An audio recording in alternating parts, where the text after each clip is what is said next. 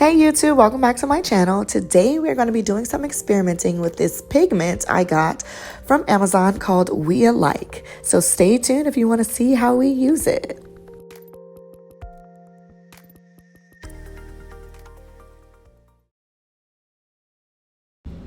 So for the first experiment, I thought we would use these colors to try and make some pastel artwork or homeware or decor or whatever it is that you're using.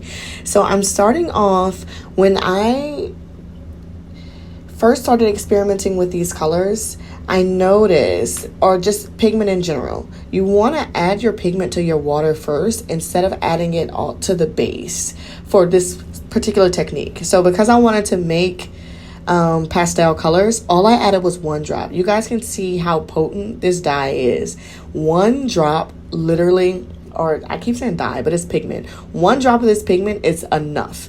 You do not need too much. I'll show you guys in the second half of another experiment that we did with this pigment, but you literally only need one drop. More than one drop is oversaturated. So I started off, I wanted like a pink, a sky blue, like a yellow, and like a purple. So I'm using the red, I'm using the sky blue, I'm using the yellow, and I'm using the purple. And y'all can tell, like, just one drop is enough. It's more than enough. And so, you know, with the Hydrostone that I'm using, it's like a 3-to-1 ratio. I make it more like a 4-to-1 because I like it to be a little bit more looser when I pour, and then I sop up the extra or excess water using a paper towel.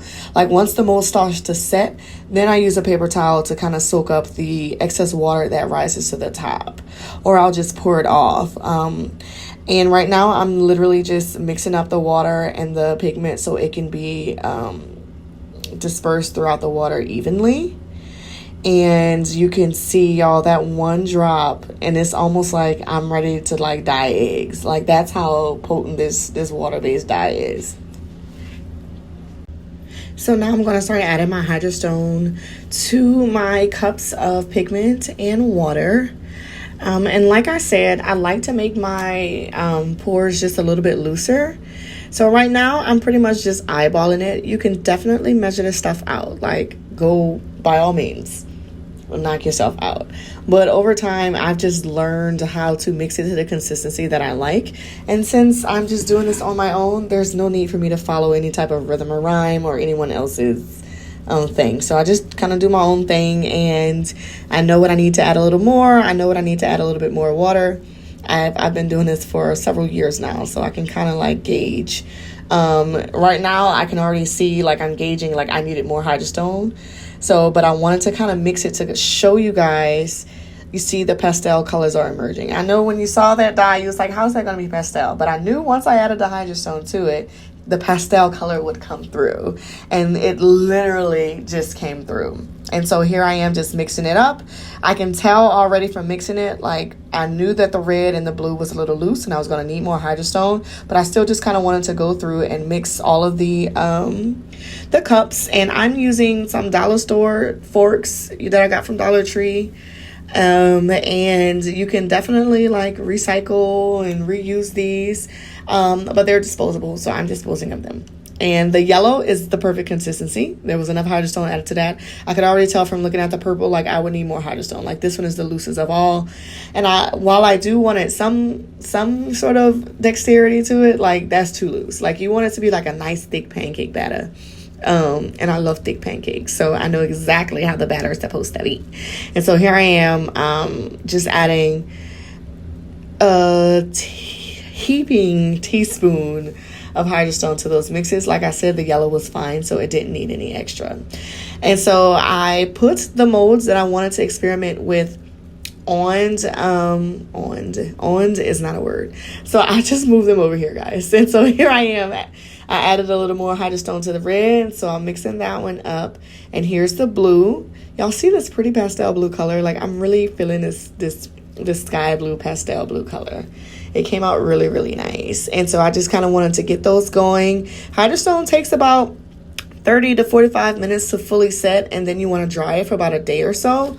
So I knew like it wasn't going to get hard, you know, while I was setting them to the side and still mixing them. So you do have a some playtime to play with this before it starts to set. And this purple pastel came out really nice too. And so I saw a few lumps, so I just kept on mixing. And in the next frame, we're going to start pouring.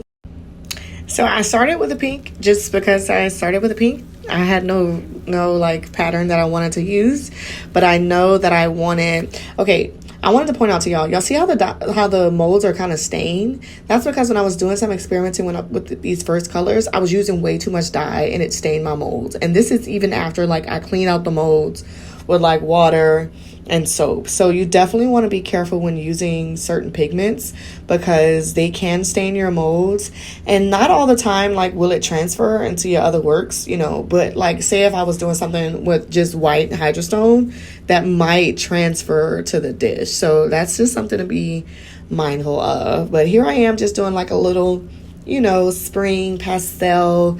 It's giving Easter, it's giving the resurrection, it's giving springtime love, right? And so that's what I'm going, pastel colors here. I love a good pastel. And I'm just adding, you know, as much as possible. I realize now that I didn't want to put the purple in there because I was liking the way the pink, the yellow, and the blue looked. And so I wanted to use the purple in a different way, which is what you see me doing now with this cloud tray mold that I got from Amazon.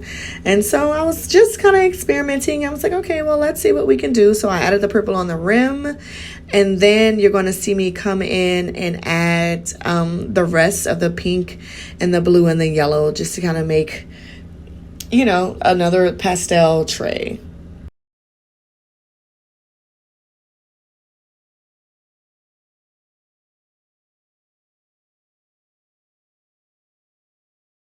So for the next experiment, we're going to use the green, the khaki, the coffee, and the black, and try and come up with something else. So for this experiment, I wanted to start off and try and make a marble effect. So I'm starting off, I mixed some Hydrostone. This is its natural color, it's white. And then what you're going to see me do is just add 1 drop each of the green, the khaki, the coffee, and the black. 1 drop, y'all, is all it takes.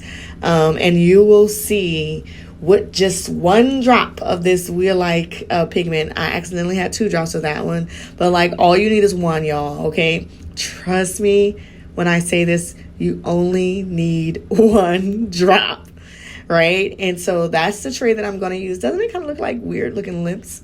But here I am. I just took my plastic fork, and y'all will see with 1 drop. 1 drop. Remember I said you only need 1 drop. Watch this. This 1 drop each, y'all, and look how much color comes.